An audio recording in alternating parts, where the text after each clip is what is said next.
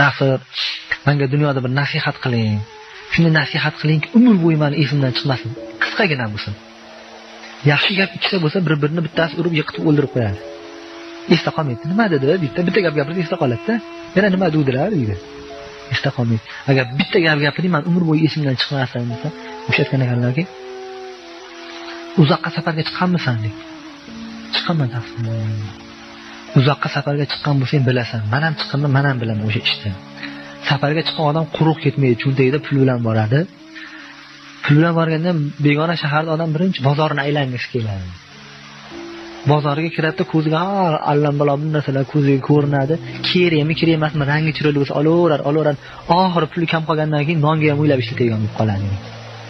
Behojat narsalarni oladi, lekin pul kam qolgandan keyin hojatiga kerak bo'lgan narsani o'ylab bir tiyinning ustidan yumaloq oshaveradi. Sabr rasmi bilaman-da, shunday narsa bo'ladi-da. Taksiga beradigan, marshutkaga beradigan puliga o'ylab bergisi keladi-da.